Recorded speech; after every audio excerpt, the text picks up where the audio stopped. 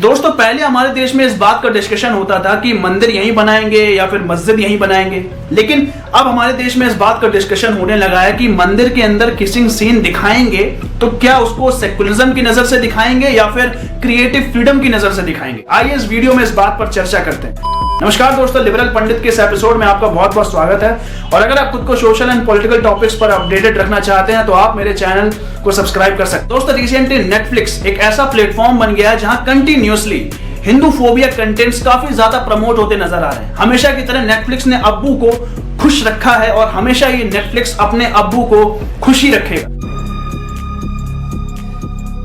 अब्बा नहीं मानेंगे क्योंकि कंटिन्यूअसली नेटफ्लिक्स ने हिंदू फोबिक कंटेंट्स को अपने ऑनलाइन प्लेटफॉर्म्स पर दिखाया है और उससे काफी ज्यादा पब्लिक को भी गेन किया है। इंडिया में 4.6 मिलियन एक्टिव यूजर्स है नेटफ्लिक्स का। This is business. This is my sweat. I know, but I did business. दोस्तों रिसेंटली भले ही ऑनलाइन प्लेटफॉर्म्स पर या फिर ट्विटर पर boycott Netflix, ban Netflix India जैसे ट्वीट्स आपको देखने को मिले होंगे, लेकिन 4.6 मिलियन एक्टिव यूजर्स ये कोई छोटी संख्या नहीं होती है, ये बहुत बड़ी संख्या होती है। रिसेंटली नेटफ्लिक्स ने लगातार हिंदू फोबिक कंटेंट्स को अपनाया है, जैसे कि Krishna and his Leela.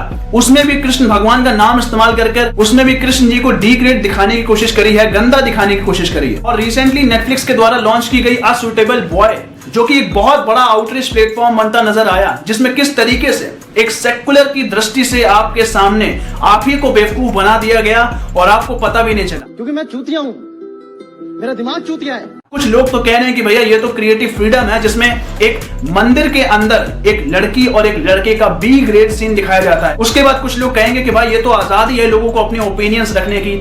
India इतना ज्यादा आजाद कब हो गया भाई कि इंडिया की सड़कों पर लोग इंडिया के टुकड़े टुकड़े के नारे लगा रहे थे, तब भी कुछ लोग कह रहे थे कि भाई ये तो एक्टिविस्ट हैं, यही तो देश को आजादी दिलाए हैं। गांधी जी ने तो सिर्फ डंडा चलाया था, देश तो आजाद इन्होंने करवाया था।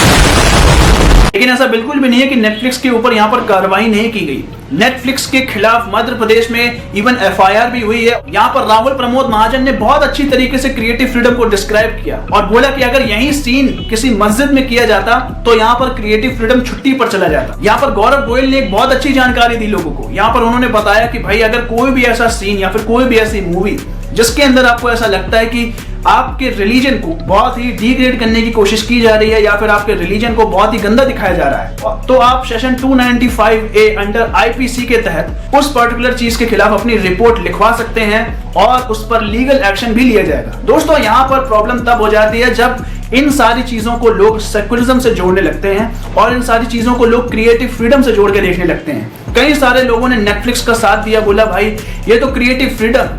दोस्तों ये वही लोग होते हैं जो देश के आतंकवादियों को कहते हैं कि भाई ये तो सोशल एक्टिविस्ट हैं, ये तो नेशनलिस्ट हैं। और यहाँ पर यह भी देखा गया है कि जब भी आतंकवादी जेल जाते हैं और जब वो प्रेग्नेंट होते हैं तो यही लोग सामने निकल कर आते हैं और उनको ह्यूमैनिटेरियन बेस दिलवाते हैं और कहते हैं कि इनके अंदर जो पल रहा बच्चा है वो हमारे लिए और इंपॉर्टेंट है क्योंकि आगे चल के वो भी एक आतंकवादी बनेगा।